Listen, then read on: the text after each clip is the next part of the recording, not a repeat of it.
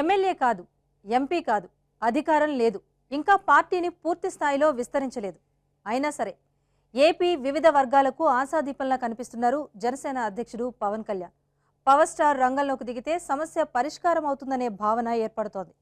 రాజకీయ పార్టీ అధ్యక్షుడిగా ఉంటూ ఇలాంటి మార్గాల్లో పోరాడితే ప్రజల్లో విస్తరించడం సాధ్యమేనా?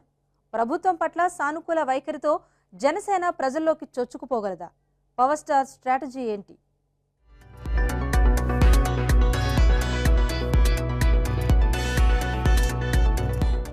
అధికారం అవసరం లేదు, ఎవరికి లొంగి ఉండాల్సిన అవసరం అంతకంటే లేదు. ఎవరినైనా ప్రశ్నిస్తా, ఎవరినైనా నిలదీస్తా. ఇదే పవన్ కళ్యాణ్ ధోరణి. అలాగని ప్రతి విషయంలోనూ దూకుడుగా వ్యవహరించడం లేదు. సమస్య మీద 4 రోజులు హడావుడి చేసి తర్వాత చేతులు ముడుచుకోవడం లేదు.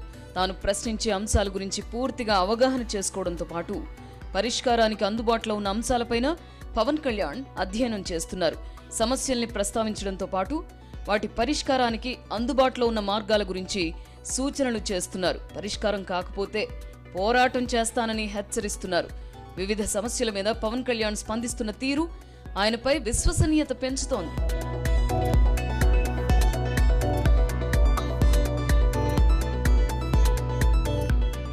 జనసేన స్థాపించినప్పటి నుంచి పవన్ కళ్యాణ్ చేపట్టిన సమస్యలు చిన్నవేం కావు. రాజకీయంగా వాటి గాఢత చాలా ఎక్కువ. పవర్ స్టార్ గా జనసేనానిగా పవన్ కళ్యాణ్ కు భయంకరమైన మాస్ ఇమేజ్ ఉంది. ఆయన రోడ్ల మీదకొస్తే వేల మంది వెనకొస్తారు. అయినా సరే పవన్ ఆచితూచి అడుగేస్తున్నారు. ఆందోళనలు చేసి విధ్వంసాలకు దిగితే సమస్య పక్కదారి పడుతుందని, దానివల్ల బాధితులకు అన్యాయం జరుగుతుందనేది పవర్ స్టార్ అభిప్రాయం. అందుకే సహనంతో వ్యవహరిస్తూ సంయమనాన్ని పాటిస్తున్నారు. ప్రభుత్వంపై విమర్శలకు దిగకుండానే పాలకుల్ని, అధికార యంత్రాంగాన్ని కదిలిస్తున్నారు.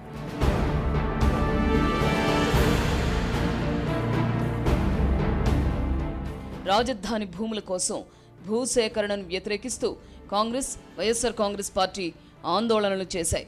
పార్టీల నేతలు గ్రామాల్లో పర్యటించి ప్రభుత్వం మీద విమర్శలు గుప్పించి వెళ్లారు. కానీ పవన్ కళ్యాణ్ బాధితులతో మాట్లాడారు. గ్రామాల్లో కలిదిరిగారు. బాధితులతో మాట్లాడించి తమ ఆవేదనను ప్రభుత్వం దృష్టికి, ప్రపంచం దృష్టికి తీసుకొచ్చారు. వారి ఆవేదన విని జనసేనాని భూసేకరణకు తాను వ్యతిరేకమని, ప్రభుత్వం బలంగా భూసేకరణ చేస్తే ఆమరణ నిరాహార దీక్షకు దిగుతానని హెచ్చరించారు. దీంతో ప్రభుత్వం వెనకడుగు వేసింది. అప్పటి నుంచి వివిధ వర్గాలు, దీర్ఘకాలంగా సమస్యలతో బాధపడుతున్న బాధితులు పవన్ కళ్యాణ్ని కలిసి తమ గోడు వెళ్లబోసుకుంటున్నారు. పవన్ కూడా వాటిపై తగు రీతిలో స్పందిస్తున్నారు. రాజధాని భూముల తర్వాత పశ్చిమ గోదావరి జిల్లాలో మెగా ఆక్వా ఫుడ్ పార్క్ వ్యవహారం పైన పవన్ స్పందించారు. పోలవరం నిర్మాణం కోసం తవ్విన మట్టిని తమ పొలాల్లో వేస్తున్నారని రైతులు నేరుగా పవన్ కళ్యాణ్ని కలిశారు.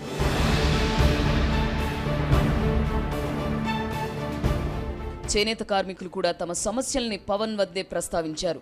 ఉద్దానం కిడ్నీ బాధితుల సమస్య అప్పటి నుంచో ఉన్నా దాని మీద పవన్ కళ్యాణ్ స్పందించిన తర్వాత పరిస్థితులు మారే. దీంతో అగ్రిగోల్డ్ బాధితులు కూడా పవన్ కళ్యాణ్ను కలిశారు. లక్షల మంది బాధితులు, వేల కోట్ల రూపాయల వ్యవహారం కావడంతో పవన్ కళ్యాణ్ కూడా ఆచితూచి స్పందించారు.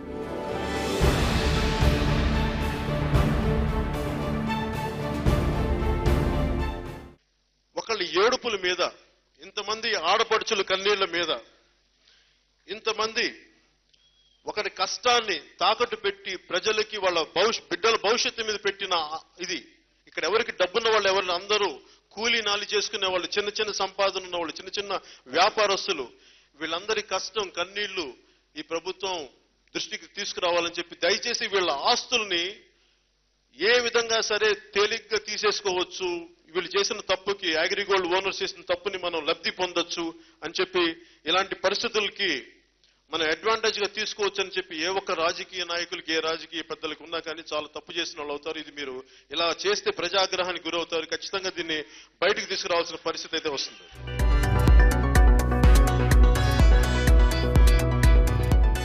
రాష్ట్రం మొత్తానికి ప్రయోజనం కలిగించే ప్రత్యేక హోదాపై ప్రభుత్వాన్ని ప్రశ్నించే సమయంలో ఆవేశాన్ని ప్రదర్శించిన సమస్యల్ని ప్రస్తావించేటప్పుడు మాత్రం సంయమనంతో వ్యవహరిస్తున్నారు పవన్ కళ్యాణ్.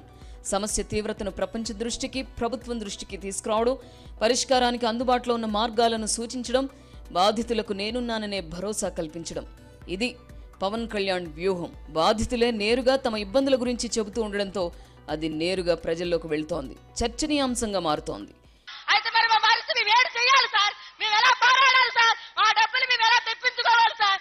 ఈ రోజు ఊర్లోకి వెళ్ళాలంటే భయం వేస్తుంది సార్, తలుపు తీయాలంటే భయం వేస్తుంది. ఏ కస్టమర్ వస్తారో, ఎవరు దంతారో, ఎవరు తిడతారో, ఎవరు కొడతారని భయం పడుతూ బతుకుతున్నాం సార్. మేము ఎన్నాళ్ళు ఇలా బ్రతకాలి సార్? మా బతుకులు ఎప్పుడు రోడ్డు ఎప్పుడు బయటపడతాయి సార్? మేము ఎప్పటికి మా కన్నీరు ఎప్పుడు కడతాయి సార్? మీరు కంపల్సరిగా మాకు న్యాయం చేసి మీ జనం కోసమే పార్టీ పెట్టారని, జనసేనని పేరు పెట్టారు సార్.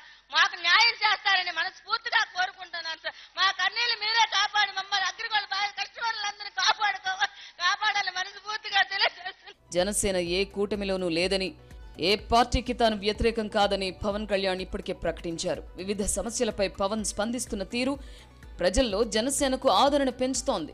ప్రభుత్వం స్పందించడం లేదని భావించేవాళ్లు, ప్రభుత్వానికి వ్యతిరేకంగా పోరాడుతున్న వాళ్లంతా పవన్ కళ్యాణ్ను ప్రత్యామ్నాయంగా భావిస్తున్నారు. రాష్ట్రంలో ఇతర పార్టీలు, ప్రజా సంఘాలు, నాయకులు ఉన్నా అందరూ పవన్ కళ్యాణ్ దగ్గరకు క్యూ కడుతున్నారు. పవన్ దగ్గరకు వస్తున్న వారిలో యువకులు, రైతులు, వివిధ వర్గాల వారు, దగా పడ్డ బాధితులు ఉన్నారు. టోటల్గా చూస్తే పవన్ కళ్యాణ్ ఇప్పుడు ఆధారపడదగిన ప్రతిపక్ష నేతగా మారారనేది బాధితులు చెబుతున్న మాట. సమస్యల్ని ప్రస్తావించేటప్పుడు ప్రభుత్వం మీద విమర్శలు చేయడం కాకుండా సమస్య మూలాల్ని ప్రస్తావిస్తున్నారు ఆయన. ప్రభుత్వం మీద విమర్శలు చేస్తే అధికార పార్టీ నేతలు కూడా ప్రతి విమర్శలకు దిగుతారని, దానివల్ల సమస్య పక్కదారి పడుతుందనేది పవన్ కళ్యాణ్ ఆలోచన. అందుకే విమర్శల్ని పక్కన పెట్టి పరిష్కారాలకు పెద్దపీట వేస్తున్నారు జనసేనాని. ప్రభుత్వానికి వ్యతిరేకంగా మాట్లాడకుండానే సమస్యను పరిష్కరించకపోతే పోరాటానికి దిగాల్సి వస్తుందని హెచ్చరిస్తున్నారు. వివిధ అంశాలను ప్రస్తావించేటప్పుడు సాఫ్ట్ కార్నర్ తీసుకోవడంతో కౌంటర్ చేయడానికి ప్రత్యర్థులకు వీలు లేకుండా ముందరి కాళ్లకు బంధాలు వేయడంలో పవన్ స్ట్రాటజీ ఇప్పటివరకు సక్సెస్ అయినట్లే. భవిష్యత్తులోనూ పవన్ ఇలాగే ఉంటారా? ఇంతే సహనంతో, సంయమనంతో వ్యవహరిస్తారా అనేది చూడాలి.